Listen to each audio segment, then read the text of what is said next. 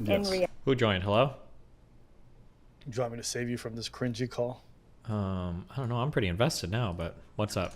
You came here to defend, I think, black separatism or some crazy shit. Yes. I didn't know this, but once I browsed your Reddit one time, now anytime I go on the Reddit app, it just shows me posts from your Reddit. That's because I got an active subreddit. Steven, this Crazy, is not bro. a great but video. the sub got me. Believe the me, tweet. I've seen a do you lot. have the picture? You want to pull that shit up? Yeah, go for it. Let me see. I sent it to you. So you can just pull up the what they wrote, which was beautifully poignant. Let's see. Abba got triggered because he wants to defend the black race. That's right. Basically, I'm trying to encourage non-trans interracial relationships, whatever. Gotcha. It's all good. Okay. What about it? All right, so you got the image up? Yeah, we saw it. Yeah, right. Yeah. Okay, all right. So basically, essentially what it's trying to say is the result of more interracial dating resolves into, dilution of whatever race you might have, and then to the point where like blackness is kind of erased. Okay. And so this meme was posted. A lot of people felt some type of way. Oh, this is racist, all this other stuff. Do you hold that same mindset when you hear people talking about this kind of stuff, where they want people to marry within their race or marry within their culture? Yeah, I would say so. Okay, you feel like it's racist? Yeah. Why is that? I got in a panel once where I argued with a few black dudes about this, but basically, I think that anytime you are giving strong racial preferences to dating because you have the desire to like preserve some ethnic stuff, I think it's kind of weird. I don't think we'd accept white people saying it, and I don't think we should probably accept any race saying it. The idea of maintaining some racial purity is one step away from maintaining some cultural purity, and there's like a lot of downstream problems with that type of thought, I would say. Okay, all right. So let's start at the first point, which is white people doing it. I personally, this is me personally, I know a lot of other people would feel some type of way about it, but I have no issue with like white folks having that kind of mindset. I think with white people, it's just a tad bit different, only because I don't think white people necessarily identify with each other in that sense, other than in America. Meaning, like Italians kind of identify themselves first as Italians, or Polish people first as Polish. And so, if someone said, "I want to marry another Polish person and maintain my cultural heritage," I have no issue with that. Do you agree with me on that point? A little bit. I'd say it's the same with black people too, though. Yeah, I would say that. Right. I think within the confines of America, I think black folks just have some measure of shared experience that's like kind of unique in some degree. And so I think due to that issue specifically, I view it as different. So I would disagree on that point. I don't think that's true. Okay, go ahead. I think that African Americans in the United States and probably Canada have some kind of like shared cultural experience and some kind of shared history that they communicate to each other. But I think that immigrants from Africa have a vastly different experience, and they don't map on at all to black African Americans, descendants of slaves in the Western world. I would argue that is very much true for Africans living in Africa. I think for the ones that immigrate here, they kind of assimilate to a large degree. Go ahead. I was going to say, I disagree with that statement probably more than anything I've ever heard in my life, but we can find out. Okay. Yeah. Yeah, we could definitely find on that one. Yeah, there's a lot of overlap there in regards. My point isn't that they are identical. My point isn't that they are the same. My point is that they are very close. Meaning, I would argue that the black Nigerian would probably feel closer to a black American than they would to any other racial I would argue that a black Nigerian would probably feel closer or have a closer lived experience to a white American than an African American. In function of their race, no. In function of their race, maybe not, but in function of every other intersectional aspect that's impacting them, yeah. They're completely removed from anything generationally related to Jim Crow or slavery. They don't have that history in the United States. And then when they come to the United States, they tend to be in the upper echelons of wealth, the upper echelons of education, and then often the upper echelons of other types of like status or class that they could be in the United States. Okay. I think all the markers that you indicate are very much true. I think the issue comes like people don't like immigrate from like Kenya and then go live like in a project in DC, right? They're like totally removed from a lot of these things. So let me give you the example. Yeah, this is kind of how I kind of separate these things. Whilst everything you said is absolutely true, what I think of when I say that familiarity is like if they were to separate themselves into groups, vast majority of people are not going to be choosing groups along financial lines or things like that, they're going to be choosing first along racial lines, generally speaking. And I know this to be true within oftentimes workplaces and as well as schools. And so, irrespective of like whether you came from a rich school or not, generally my experience has been that like, yeah, black folks tend to stick with the black folks, and then the same could be said for white folks or people of different ethnicities. Even Asians, yes, might identify more in terms of their financial situation with a lot of white folks, but generally they'll still stick with a lot of Asian people more than anything else. Do you disagree? I don't know. It's hard for me to say. I'm basing all of this on 2 emails I've gotten, so I can't. Okay. I can't really say. Okay. Yeah, Well, I was going to say that because I used to think that my understanding before was if I'm a racist person and I'm looking at a black person in the United States, I don't care if they're a Nigerian American or Kenyan American or an African American. I'm just going to associate them as like being black, and they'll have all the same like institutional hurdles and everything as well. That was my assumption for a long time. And I got one email 2 months ago, and then another email a while ago, and I think I've gotten smaller ones too, where basically the first one was a black woman, and she was pretty mad, and she was like, "Hey, like when you talk to black people about black issues in the United States, you need to stop talking to black immigrants because these people have a totally different experience." And then I've gotten a couple more emails along those lines. It's like when these people move to the United States, they don't have the generational poverty or trauma. They're ultra educated. They're very wealthy. They don't live in predominantly black areas. A lot of their friends are white. A lot of the communities that they're in are white, and they speak differently. They act differently. They have a different culture. It's like a totally different experience. And and so they got upset at me. And just a few of the comments I got was upset that like a lot of these people were saying, and I don't know if this is true. I'm literally basing this on just a handful of opinions, but they were saying things that like a person that comes to the United States from Africa doesn't even see themselves as black. They would think of themselves as like Kenyan or Sudanese or Nigerian. They wouldn't think like, oh, like I'm a black American, but they would have like that more whatever country they come from or ethnic group they came from. That's kind of what's in their head. And then every other status of them is completely different than an African American in the United States or Canada. That's okay. So this is where you get into the weeds of it. A lot of what you've just said is absolutely true. But then you have to think about what generation are we talking about? If these are young Somali children who are born and raised in this country, well, yes, they're still going to identify with their Somali roots a lot, but they're also going to identify very strongly as being black. The reason being is within the structure that is America, when you're going through conversations, they're not going to be like, oh, are you a Somali person? Like, no, you're going to be a black person. So whilst there is definitely a strong distinction between black folks and, black immigrants, there still is some measure of overlap that makes them closer to each other than any other racial group. That's I think the point that I was getting at. But everything that you said is absolutely true. Okay, gotcha. I don't know if that's true or not. I can't. We could do a black panel and start dragging some people. We'll go ahead. We'll start doing some polls. Sure. Okay, but let's grant you. Let's say what you're saying is true. Okay, would you say that it's perfectly acceptable for black Americans to feel that way about interracial marriage, or no? Is it acceptable for them to feel that way about interracial marriage? Or do you feel like it's racist? Yeah, I mean, I would still say it's racist, or that it doesn't logically follow. Even if I would say, even if I granted everything you said was true on your end, I still don't think it would logically follow that like we should be pushing for. So when you hear about Asian folks wanting to preserve like their Chinese culture and that their parents want them to marry another Chinese person, or even within Jewish culture and Jewish religion, and they're saying they want their kids to marry, somebody who has a Jewish mother or whatever the fuck it is, do you take issue with all those things as well? Yeah, I think that's all cringe too. Yeah.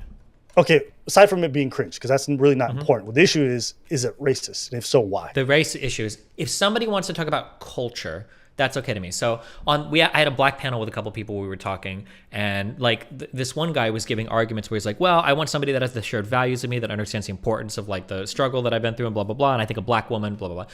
If that is the case, that everything they're saying is fine, and that's the selection they're making, that's fine. But in that case, you're not explicitly selecting for race. You're selecting for like cultural values and stuff you share. And like race is probably going to be a big play into that, but it's not like the thing you're selecting for. So like in that case, it's fine. If some person is like Chinese and they want to maintain like the culture that they have, and they're very big on like on dating somebody that like exemplifies those Chinese values or whatever, like that's fine. You're probably going to run into a lot of Chinese people if that's your selection criteria. But there's a difference between that and being like, I'm only after Chinese people, I think is a different thing. Because the next question, just keep this in mind when you're talking, because this is what I'm going to try to guide you with, basically, if we go down this road. Because the next question you're talking to, when you essentialize race and culture, it feels like it's a very short walk from that house down to the next one where we go like, we need to be careful about certain types of immigrants because culture is intrinsic to race. And I don't know if I believe that.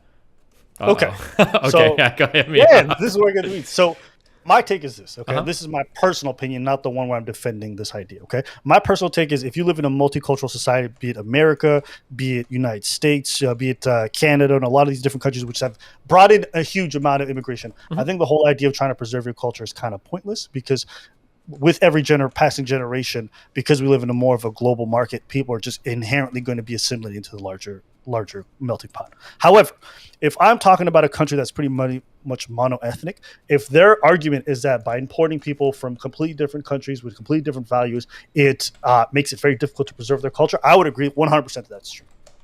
Okay. I think I would disagree, but I don't know if it's worth fighting on those lines or not. I feel like anybody can adopt anybody's culture. It's just a matter of spending a certain amount of time in a country and getting to know those countries' values, I guess. So like people will, for instance, people will point to like Islamic extremism and say like, oh, like these types of brown people or Muslims or whatever are fundamentally incompatible with the values that we have in the West. And it's like, okay, well, let's compare Muslims in the United States to like Muslims in, fucking Northern Africa, or Muslims across, in more extremist states across the Middle East. Like there's a huge difference. So it seems like there is some cultural change going on there, whether you want to admit it or not, right? Like they're not going to act the same way. So I feel like a lot of people can adopt different culture. Or look at like Eminem. Okay, he's white. Yes. Okay. So this is where the issues come into place. I don't disagree that there's some change that can happen. The problem is when you're pulling at two extremes with ideas that aren't compatible in any way, shape, or form, then you start to have a lot of conflict. I think there's a fundamental issue with trying to, let's say, if you have a group of people who say, we don't believe in freedom of speech and you want to import them, and that's fine. They come with a whole bunch of other stuff. But they're able to be malleable on certain things, but there's some ends that they will not budge on. Then that's where the conflict comes into place. There is no doubt in my mind that when you have a singular culture that binds a group of people where they all have like a couple subset of like shared values, it makes it very easy for these people not only feel cohesion in terms of their community, but also to be far more effective both politically and socially. So we see this even in America. For example, you go to certain places, they got Jewish neighborhoods or they got like Portuguese neighborhoods. These people will literally band together to finance certain things and work together on different projects. And sometimes they're not even related by blood, but just the mere fact that they've all decided to congregate in a certain area and they all share the same cultural heritage, there's a certain layer of trust that's built as a result of that.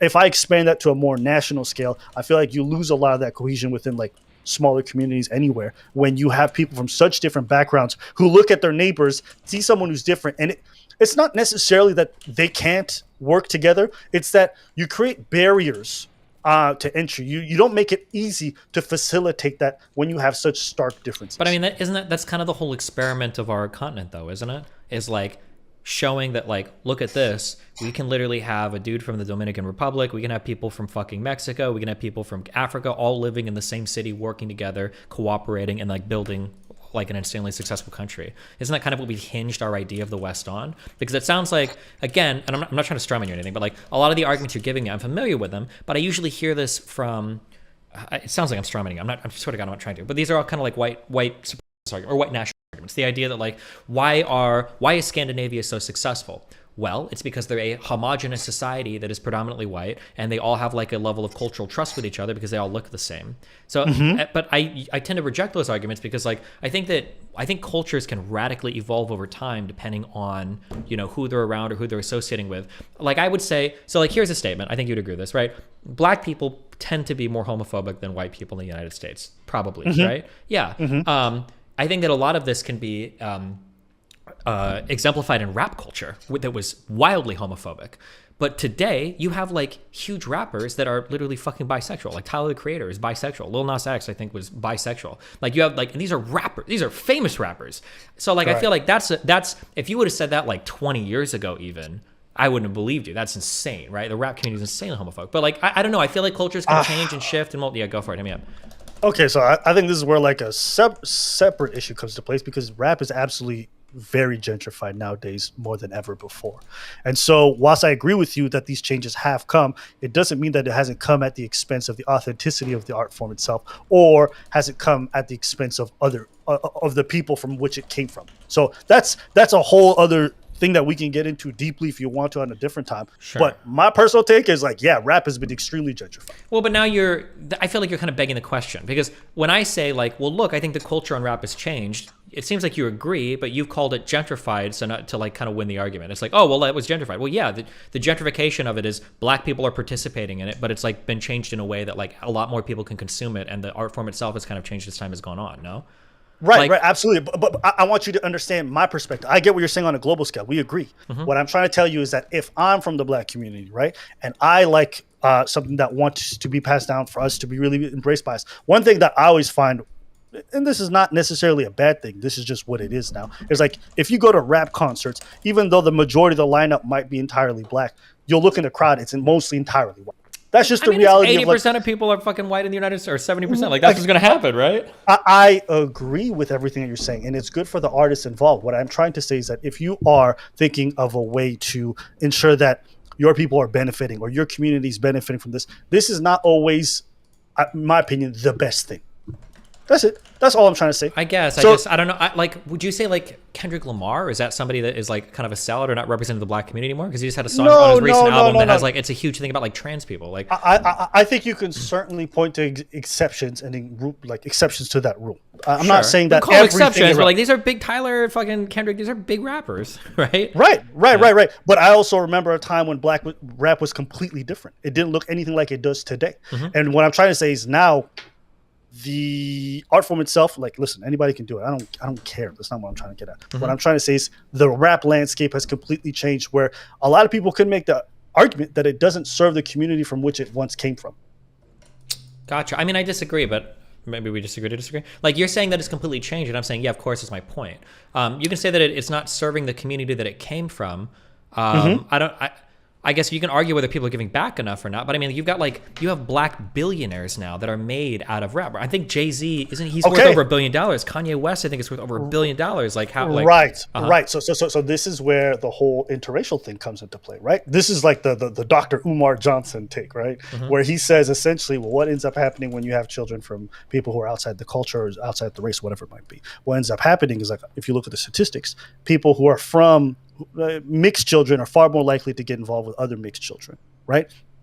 And so from there, what ends up happening is that the people who were Black, who have accumulated all this income, their offsprings from time and time start to look less like the community from which they once came and then look like a different one. So their argument from their perspective would be, well, yes, they're making all this money, but they end up leaving, so they just export the money outside of the community itself. Do you understand? Well, so would you say then that, like, for white people or Jewish people, so let's say a white guy has a daughter, decently affluent, wealthy family, and daughter is dating a Black dude, and the white guy's like, listen, like, we're going to die at some point. We're going to leave our inheritance to you. We've taken care of you. We've gotten you a good education. I don't know if I want my money going to like mixed or Black children. If they believe in the one drop rule, they're just Black. Would that be like, is that an acceptable stance to you? Or that just no, because I think there's a giant difference between saying you want your daughter to marry a Jewish person and saying I don't want my daughter to marry a Black person. Do you understand the difference? No, explain. The difference being you want to keep the cultural heritage. The other one is you just want to exclude a particular race. If you're saying, my daughter can marry a Cuban we could reform it and say, because I imagine they wouldn't want them to date any color or person of color or whatever, right? But I mean, like, we could say, so they say, like, no, I don't want my daughter with this kind of person. I want them only with a Black person or only with a white person, right? The distinction is important to me, at least in this. Sure, argument. I understand. So I'm sorry, let me rephrase it. I phrased it incorrectly. Okay. They're dating a Black person. The person says, they don't say, I don't want you to date a Black person. Instead, they say, I think you should probably only be dating like white people or other like Irish white people because I want to keep the money kind of like in that ethnic group. So this is an Irish person wanting their daughter to marry an Irish person? An Irish American person who only wants their daughter to marry like a Scottish or Irish or English person, I guess. Somebody that is like, are they all Anglo-Saxon, I think, or whatever? But I mean, listen, if you want to go with people who were adjacent, like that's not the argument that I'm making. But I guess you could try to do that if you want to. Like, listen, I understand dating can be tough for very many people. So like sometimes they just got to settle for something that's kind of closer to that. But no, I probably wouldn't go for that. I think to me, if your intention, right, which again, this exists in vast majority of cultures, is to preserve the culture, I don't think there's any issue with wanting to encourage your daughter or your son to marry somebody who's within that culture. Okay, so you keep saying culture, and I don't disagree with culture, but before it was about race. Okay, so, to be clear, this is specific to Black Americans, right? That's the one that I was going off of. Because before you brought up the example of like the Africans being different, and you know what, I'll concede that point to you. So I'm sticking when we talk about Black Americans, okay, we're generally speaking about people like who are descendants of slaves. That's generally that's fine. Yeah, we can restrict to that. So I say Black, even though that's racially linked. That's just because of the culture of America. I'm really just talking about Black Americans. Cool. So Sure. if they're trying to preserve their culture, right? What would you say to all the different cultures in the world, be it Chinese, Koreans, Indians, all these people who are saying this? Mm-hmm. You feel like their attempt to preserve their culture is Well, racist. so this is something I'm careful of because people, it'll usually be Israel or Japan. People say, well, why do you demand that we're multi-ethnic, but they can have like a cultural homogeneity or whatever? I can't speak for the values of other cultures or other countries. If you live in a totally different country, I have no right to impose on you what I think are fundamental values to my culture or civilization or country. But as an American, I think that I do exemplify or hold or aspire to a certain set of ideals that I would hope we collectively share. And one of those is the rejection of a necessary racial like essentialist point of view, like the rejection of the idea that we have to like only breed within races or we have to maintain some racial purity or whatever. I feel like that's part of the buy-in of being in a Western country. If we were Japanese or Israeli citizens or something, maybe I would feel a little bit differently because obviously those countries and those societies value like that ethnic purity more. But within the confines of the United States, I don't know. I just don't feel as comfortable thinking about it that way. I feel like it's not part of the values of our system. Yeah. So I think we agree in that case. All right. So you say for other countries hold that on. are mono. Well, just to be clear. Oh yeah, wait. I'm sorry. I'll never do this again, dude. I'm sorry. I just got triggered. Is it weird when Destiny's only ever dated the white phenotype though, even if he doesn't believe in sticking from? So I'm pretty sure the longest person that I dated was Eris, who is very clearly Mexican. If you look at her, she looks Mexican. She's very Mexican. I don't know why the fuck you would say that, you fucking retard. Okay, go. Okay, so you and I agree that for other cultures that are monocultural, right? Because if they want to do this mono-ethnic, you mean, right? Like yes, yeah. Okay, yes. My apologies. I might be misusing the words. But if they want to do the whole bit about preserving their culture, however they see fit, you don't see anything necessarily wrong. I mean, personally, I disagree, but it's another country, so they kind of have a right to dictate like their values and their shit. Like I don't know if I can speak out as much against how they run their shit, you know.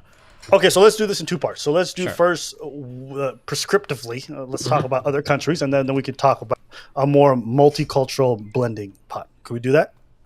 Sure.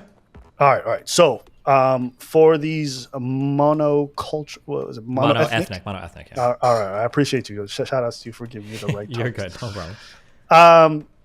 What do you see as the issue? I know you're like, for America, it's fine, but like you as an outsider, if you were to be as judgy as you could be, what's the issue? I don't like it. So when I use the word essentialize, what I'm saying is that there's like some property that is intrinsic to a class of person. So like if I say like all black people are thieves, I'm essentializing the idea of being a thief to like a black person, basically, right? I don't like most forms of racial essentialization where people say like certain races have certain biological properties that certain cultures come from. So if you're black, you're more likely to have this culture, or if you're from this country or this ethnic group, if you're Chinese, if you're Jewish, if you're whatever. So I tend to reject most of those arguments because I feel like human behavior is pretty flexible. And I look at the way that different ethnic groups perform around the world and I say like, okay, like, you know, even if some people are more likely or have proclivities towards one thing or another, they function way differently in different environments. And that tends to be the idea that I have. So it's better to get like an interflow of different people for different reasons and areas rather than to enforce some kind of like cultural homogeneity, basically. Yeah. Okay. All right, so let's start off at the beginning. So you feel like the homogeneity works against their interests to some degree, right? The interests of like a particular country. Like I think a country that can work together with different groups of people is going to be a stronger country than a country that needs some cultural or ethnic homogeneity. How do you define stronger? Because I would argue that most people would hear what you're saying and disagree with you in the sense that by diluting whatever cultural norms that they've had, that they're essentially making it. Yeah, stronger in that anytime you've got a greater interflow between two different communities that can take and give values from one to another and kind of like work together and cooperate, that cooperation between different communities of people tends to produce something better, at the very least economically. And then I would also argue like culturally as well.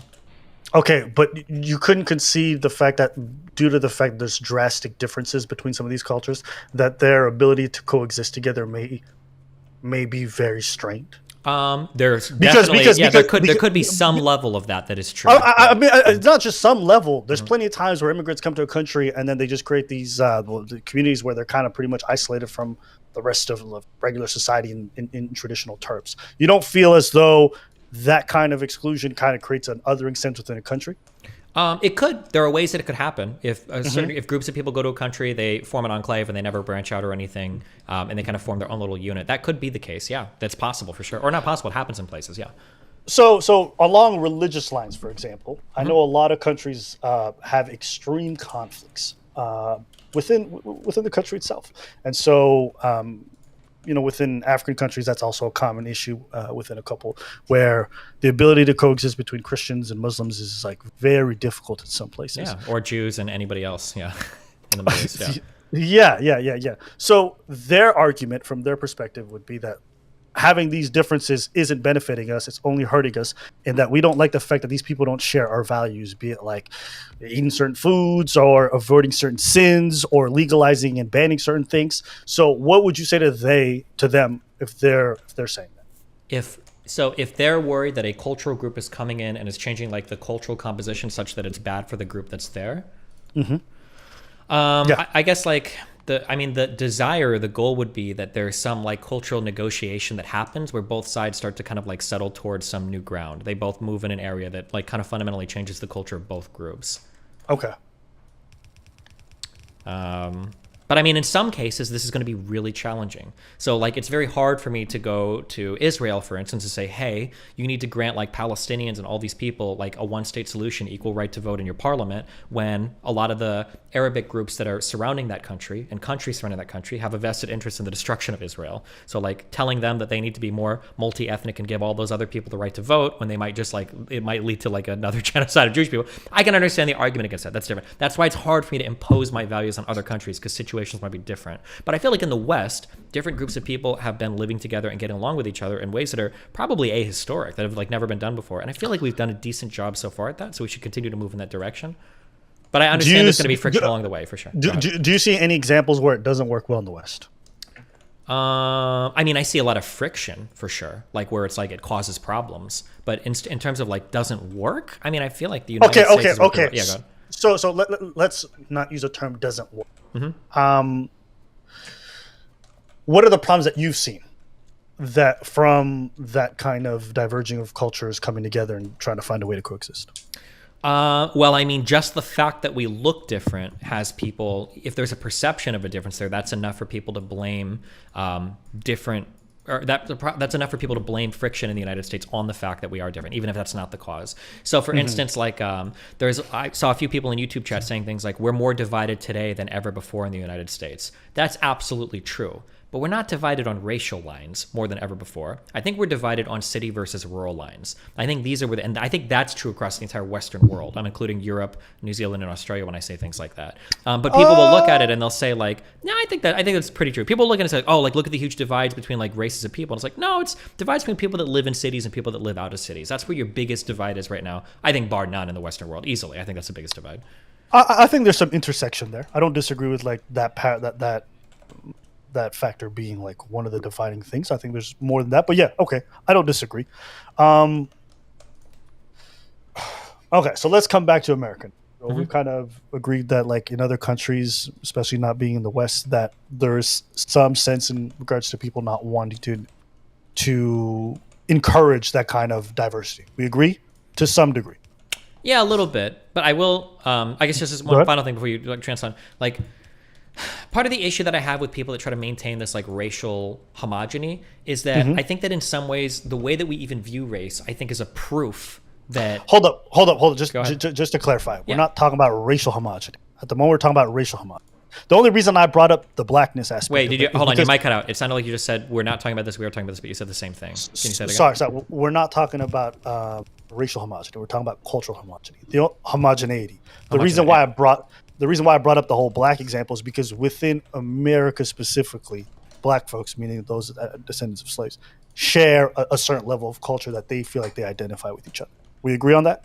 I'm not trying to make... Because we agree there's a distinction between Nigerians and Ghanaians and Ethiopians and black Americans. We agree? Yeah. Okay. All right. So this is not a racial issue. Well, but people make it a racial issue, right? If you just want to talk about culture, there's a lot of different cultures too. But when we go back and forth between it, okay. So what are we talking about right now? Focus me on what we're talking about right now. Sorry, go ahead. Okay, because I know you were trying to bring up some other points. I just wanted to make that clarification. Do you want to finish your point before we go to America? Well, yeah, sure. I was going to say specifically, but I was talking the ethnic lines. I think that the way that we view ethnicities today in the United States and talk about problems, I think is an example of how successful we've been in the United States at like unifying races. So for instance, the idea that in the United States we talk about the difference between black people, brown people, and white people kind of shows that like we've done a good job at erasing a lot of the cultural lines, because the fact that you would view even all brown people as the same is insane, or the fact that you would view all black people as the same I think is insane. But because of how many different types of people are here, we've kind of done that. But some people might say like, oh well, if we get rid of certain lines, or if we just have like all white people living together, now we'll just view ourselves as white. I don't think that's true. I think if it was only white people, I think we'd be more European, and we'd start viewing ourselves as like ethnically Russian, Germanic, Spaniards. We'd have like these types of lines, right? Like violence between like the Republic of Ireland and Northern Ireland like raged for years until the 90s, where they figured this shit out, and those people were white as fuck. So I think you can always find conflict, even racial or ethnic conflict. It's just going to get more granular if you take away some of the other colors, and then people are going to be like Europeans, and that they can see every ethnicity or race, even if everybody kind of looks white, I think. Okay. But I understand you might not necessarily be talking about like the racial thing here, so we don't have to focus on that if you want to do. Yeah, because I don't think you can find a justification for someone saying, "Oh, I only want my person." Wait, your thing just got out. You can't find a justification for people saying they only want their what? Let me just make sure I'm properly plugged in. No, you're fine. It sounds like what's happening is you've got like a sound cut off, and as your voice kind of trails at the end of the statement, I think I know what it is. Cut off. Yeah, sorry. It's the echo cancellation. Let me just turn it off. What I was trying to say is, I don't think you can make for someone sitting there. Again? I don't think you can make someone sitting there. That's what I heard. I turned up the volume a little bit. So okay. So what I was trying to get at was, I don't think you can make a justification for saying like, oh, well, I come from a Chinese background, I just want my daughter to marry an Asian person, or I come from Italy and I just want my daughter to marry a white person, or my son, whatever you want to use as an example. But I think along cultural lines, Italians are very proud of their heritage. And if they wanted to maintain that within their family lineage, keep up the same kind of names, or, shared values between families, I can see a justification for why they may want to make that a thing. The racial lines, you lose me. So moving that example to an American context, where I think we're talking about multiculturalism, I don't think even the cultural argument that I was making for the Italians before works well. And the reason being is because, one, it's such a melting pot, and every generation is so plugged into every other culture whilst living here that with time you start to lose connection to your roots. However, if I was to see it from the perspective of the Dr. Umars of the world and what they're trying to say, we all agree that to some degree, black folks are disadvantaged in America, right? That they've been fucked over systemically by certain things, and that's I would agree. I would hate to be so anal on this. I'm sorry, but the emails I got, people were real mad. So I'm going to stress, I only think that's true for African Americans. I would not extend that. We agree. Okay, when you say black, you're saying that. Okay, gotcha. Just make sure. Yes, when I'm saying black Americans, I'm not including the Africans. Okay, gotcha. Right? Okay, sorry. Okay, gotcha. Yes, I promise you, I know the distinction. No problem. Okay. So, if we agree on the fact that these people are disadvantaged and all these things, one of the best ways that people can create political power of sorts is to band their finances together, create lobbying power. And it's very difficult to do that when you aren't. How do I put this? Here. Go ahead. Okay. I do this sometimes. I see what we're arguing on the micro level, and I try to back up and I look at the macro picture. Yes. And I see that I'm having I'm getting lost a little bit. Or I think my arguments are going to the micro level, but if we back up, I can understand what you're saying. You have a black community, it's poor and disadvantaged. Some people get fucking huge, billionaires, and then they start marrying and having kids with white women, and you're like, what the fuck? And that's like a historic problem, I think, for the black community. And dude, rappers, athletes, everybody's talked about this issue of like, in the black community, it's like seen as, in one end, you're either successful if you found a white woman because thank God you did it, or you're seen as a race traitor because you got successful and you married a white woman and now you're a horrible person. I understand from backing up, I can see how this looks bad or can feel shitty or can even be materially bad, because it's like, oh, cool. What is a successful black man? It's somebody that gets rich and then marries off and has kids with a white woman once he's wealthy. And that's a problem. I agree with that. I don't know the easy answer for that, though. Those are really complicated interracial problems. Yeah, go. Just to give you a parallel, I think I've noticed this over time, and this is like something that people have pointed out to me. But when it comes to having your political issues dealt with to some degree, this is something that they'll say often in the black community, but they'll say, look at how the Jewish lobby is so strong, or look at how even the Asian Americans or this and that, or whatever it might be. And they point to other ethnic groups who seem to be able to band together very efficiently and create political movements that benefit them. And I think then they counteract with with like looking at black folks, for example, and they feel as though that kind of solidarity or their ability to band together to deal with some of their political gripes is lacking. And so I think they look towards this issue amongst many others as some of the many things that creates a bit of a separation or delinking of any cultural movement to support black folks. Yeah, I can understand that it's a difficult thing, but like I guess then to push on the other end,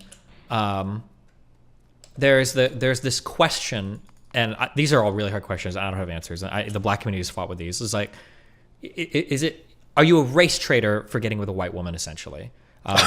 Or this whole idea I'm phrasing it strongly, but there's always this kind of like, I think there's this tension that exists in like a successful black person where how much is making you a sellout to quote unquote act white or live white versus how much is you just pursuing the life that you want to live, and like what do you owe to the communities or culture that you come from, which is a lot of pressure one way or another. Yeah, go.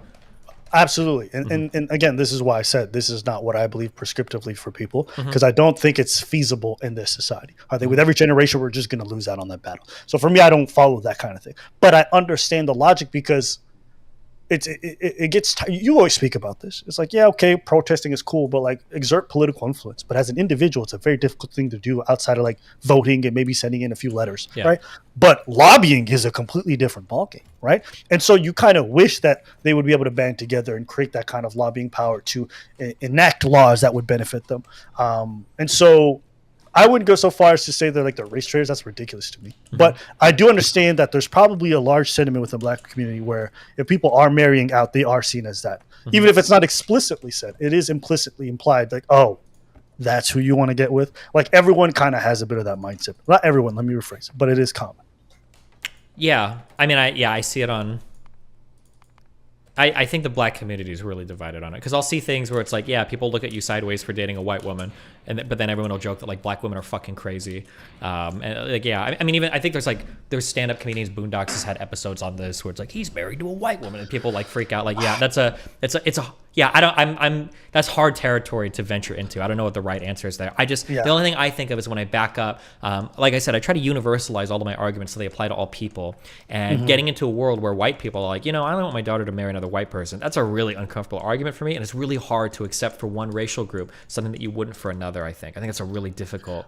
I always said I feel like that kind of thing where like I don't want my daughter to marry an Asian or like this like that. I've never understood that portion, because that's just plain racism to me, and that you're excluding one racial group rather than, you know what I'm saying? I feel like those two things are different. I can agree on that. Yeah, I can agree on that. Okay, good.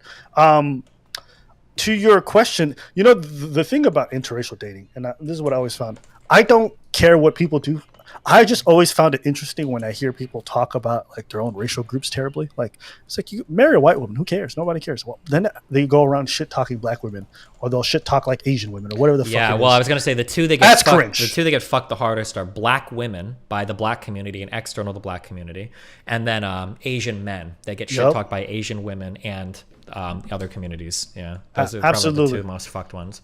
Absolutely, and this can't be discounted, but I've seen so many black dudes say some goofy stuff, and sometimes I'm looking at them, and I have to also concede that I didn't grow up in the same environment as them. So, I think I kind of had the luxury of growing up abroad for many years, and so I didn't grow up with the same themes of blackness and whiteness that they did. But when I hear them speak, there is a certain sense of like either self-loathing or like real like hatred that seems to be brewing underneath, and that's when I find it weird. If you're just out there and you're dating somebody and you marry somebody, like, I don't care.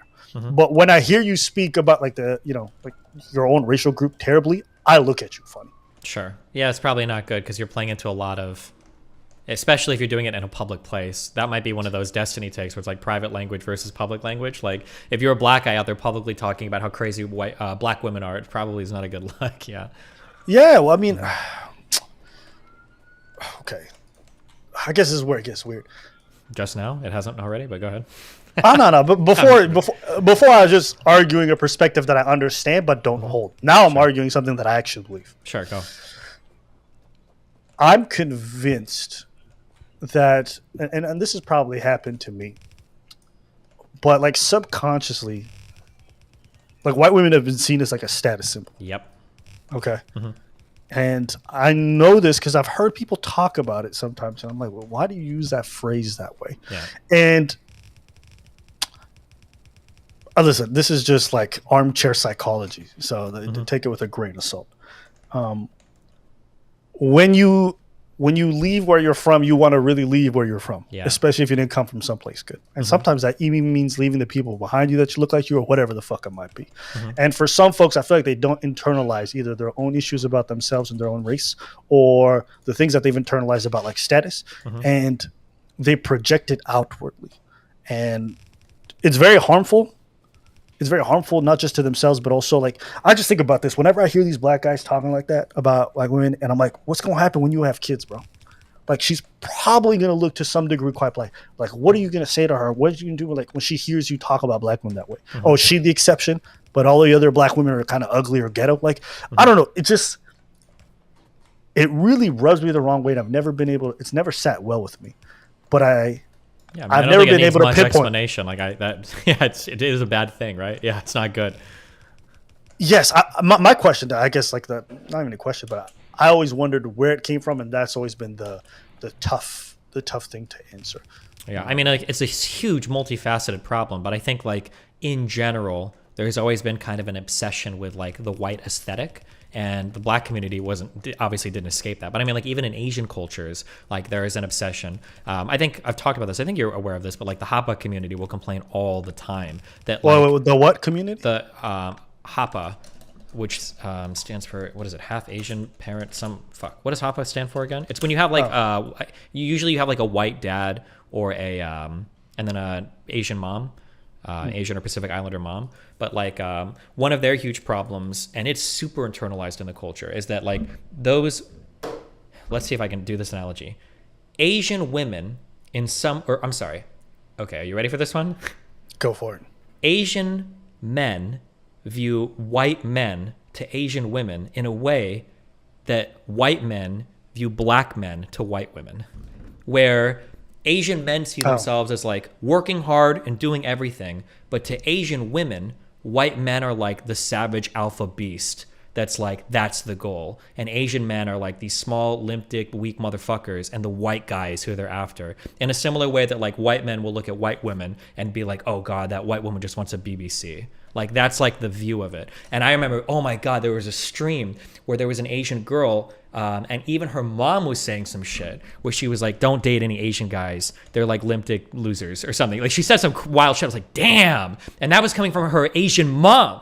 But yeah, that's a huge issue that people in the Asian community fight with, where they don't like all of these like half Asian couples where it's always like an Asian mom and a white dad, and that's kind of like the message you're selling, is that like Asian men kind of suck and you need to find like a white dude to pair off with, basically. But that's like a similar struggle that exists in some of those communities.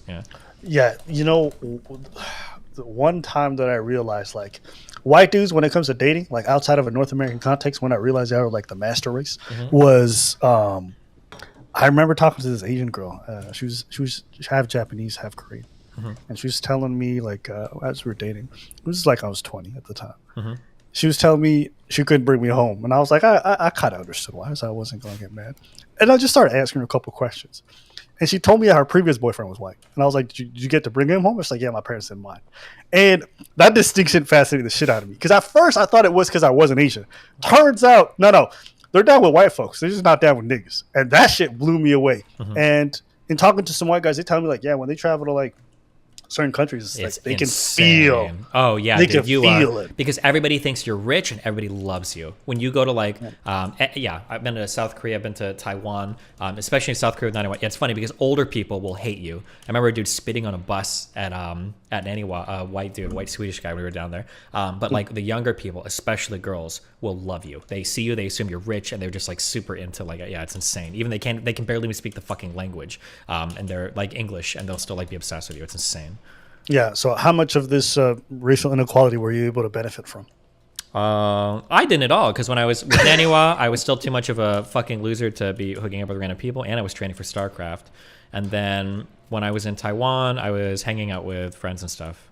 Although I did one Tinder day, but it was really awkward. But do you ever think that if you go back, you're gonna take advantage?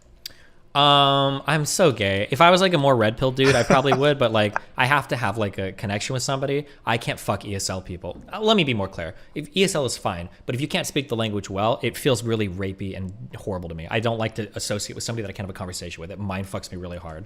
That was actually what? So you wouldn't feel comfortable with someone revering you just by looking at you, like they're just like, oh. If they could at least speak to me and we could connect on some level, maybe, but not. But when people can't even speak my language, it just feels really fucking weird to me. That was the weirdest part. I tried because I just wanted to have the experience. When I was in LA, I tried one of those like fucking massage extra special. What do you call it? Massage parlors. Yeah, I tried one. He's like, I wonder what this is like or whatever, and it felt really weird having to like use my phone to translate for this lady. I'm like, I feel like you're like a fucking sex slave. This is a horrible feeling. So I don't know. I don't like that idea. Like I feel like the dude from Taken is about to bust through the door to save his daughter, who just got fucking trafficked from some Singapore or some shit. So yeah, but that's just me. Some people don't care, but okay, all right. Well, listen, I think that pretty much concluded most of my questions. Anything you want to ask me on the topic or push me back on? No, I mean like these are really hard topics. There's a lot of I don't envy like mixed race people or people in these communities that are trying to sort through these types of conversations. It's very, very, very, very, very difficult. Yeah, I think at the end of the day, people just want to belong, and I think this is one thing that people don't concede enough is as a minority within a North American context, it's very difficult to do that. So you look for communities to belong to, be it along racial lines, cultural lines, whatever the fuck it is. And for mixed race people, it's especially complicated because they're hanging around black folks and they're not black enough, and then they hang around white folks and they're like, you're exotic. So they get it especially rough. And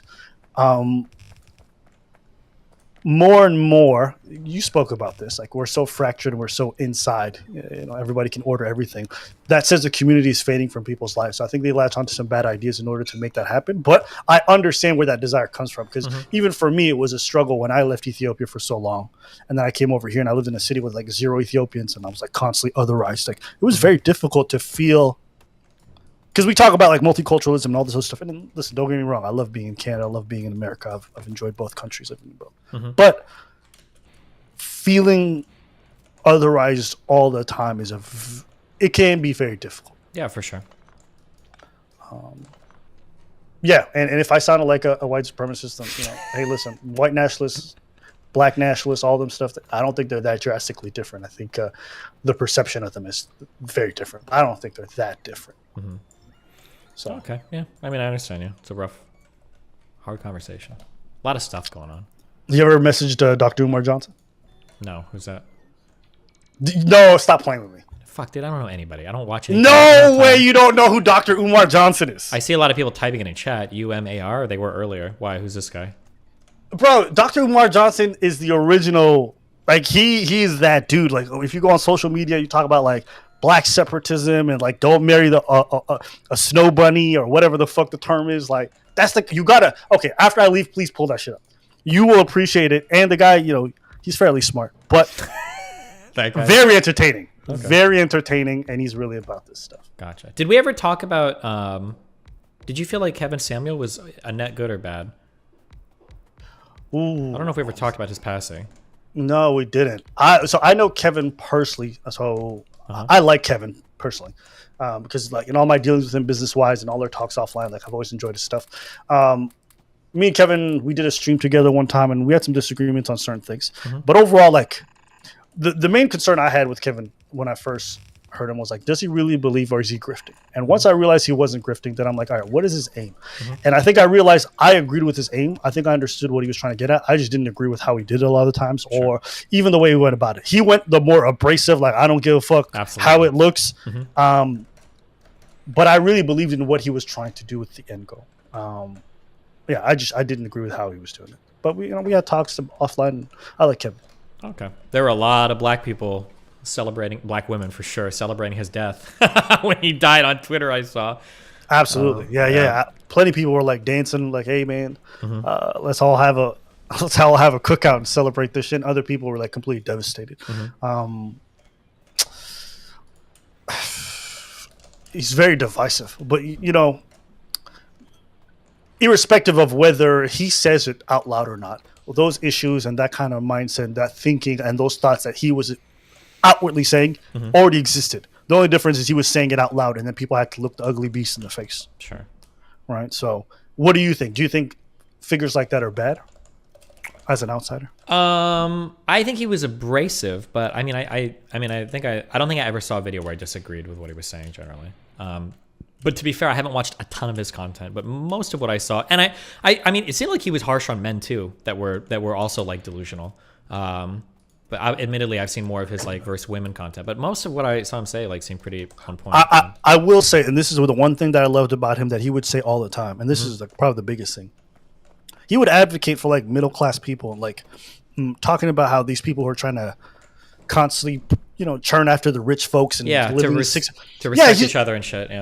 Yeah, like don't shit on the people who are making like 50K or 60K or 40K a year, like and looking down on them as if they're lesser than. Yeah. And so I appreciated the fact that even though he did a lot of this talk about the high value stuff, he didn't lose sight of the fact that most people who are watching aren't about that. And so he's the only person I ever saw in the red pill space that didn't sell a dream. Yeah, that was probably my favorite thing about it, is that when he would talk to some women, I wish I could find the video, but there was one where he was dressing down this one woman because it seemed like she thought she was better than that, and he was saying like, if you get a guy who makes 50K and that's like where you're at in life, like you should love that dude, respect that dude. I never hear that from red pillars. They make it sound like if you're a 50K you're a dude, you're kind of a fuck up and a failure, and you don't deserve shit in your life. But yeah, he did kind of seem pretty grounded in that. Although maybe there's stuff out there that contradicts that, so I'm being cautious. But yeah. And I think in a world where we're constantly telling people like never settle, always go for the top thing. If he's not, like, everyone is always talking about this stuff, and I think it's so counterintuitive to how a relationship functions, because by definition, most people in relationships are settling when they're finding their partners and married. Like if you polled most people and you asked them, like, is this the most attractive person you could have gone with? Is this a person who made the most amount of money? They're gonna say no. Sure. And so this kind of like hippy dippy, esoteric romantic love bullshit where everyone's like, I got the best I could. You got what's right for you, and that's okay. And I appreciated his more pragmatic view of like encouraging people to find the right relationships for them, because there's too much of the opposite end of the spectrum, which is just like, it's not real. Do you get what I'm trying to say? Yeah. And so I think that's the biggest thing that I like. Most red pills I see now, it's just like, oh, you're going to be a king, and you're going to get a 6-figure salary, and you're going to trade crypto and fucking be the no rules. Yeah, that was the happiest thing when I was talking to Myron, where it's like, can we admit that when you're talking about this hypergamy shit or whatever, we're like, you guys are talking about like 1% of men. This idea of like, oh yeah, like everybody should try to have like, like 4 or 5 girlfriends at once or whatever. It's like, this is not, or like you should be in a one-sided open relationship where you can fuck whoever you want, but your girl can't. Like, you're talking about like 99% of your audience is never going to hit a point where they can do anything like this. Like, it's such a, virtue signal, but yeah. He conceded on that point, correct? Yeah, he did. Yeah, he was like, yeah, of course, yeah. And so this is what I always appreciate about that scene. They'll concede on that point if you push them, because they know they can't say otherwise. The problem becomes they don't say it, or they really don't push it throughout most of their podcasts, so it just doesn't feel balanced. Whereas when I watched Kevin, he was like, listen, lady, you're a 6 at best. You out here talking about you gonna bag a millionaire? Probably not. And I appreciate that kind of candor. And I would keep the same energy for dudes who think they're going to get like some 10 out of 10 Victoria's Secret models. Like, no, bro, it's just not going to happen. So that's probably the biggest thing that I appreciated. But yeah, that's about it, man. All right. Wait, was it as a side drama thing? I don't think you mentioned this. Did that Chris guy talk shit about Preach's wife after you guys were on the thing? I'm just curious. You mean the bum? The guy who talked about your... I'm not talking shit on anybody. I'm just asking a question. All right, man, listen. I was just curious if it happened or not. Yeah, it did. Okay. Yeah. You know what? I actually ended up watching the clip afterwards, and he started mentioning me like, oh, this guy was like Apple. He just sat in a corner and didn't talk or socialize. I'm like, yeah. And I told you this before. Like, I don't idea. Bro, okay. So... I asked them before I do the podcast. So this is all in the text conversation. I asked them before I do the podcast. I'm like, listen, don't bring me about a bunch of 18-year-olds. I don't want to spend the night having like relationship conversations about cheating in marriage with people who are barely legal. Okay. Yeah. Just don't do that. And please, let's just make it a diverse panel, because at the time, a lot of their panels were like pretty much just white or Latino women. I'm like, listen, I'd like to be able to talk to different groups. Sure. Show up on the panel, it's 19 and 18-year-olds, and they're pretty much all Latina, okay? Okay.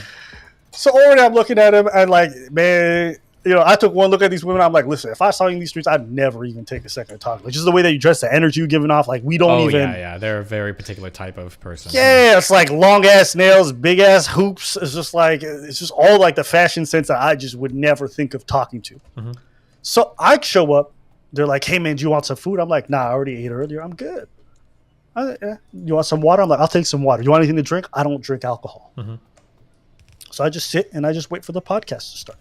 I don't be disrespectful if someone talks to me, just like you. Yeah. Then I hear this fucking loser on a clip recently talk about, Abba just acted like a weirdo.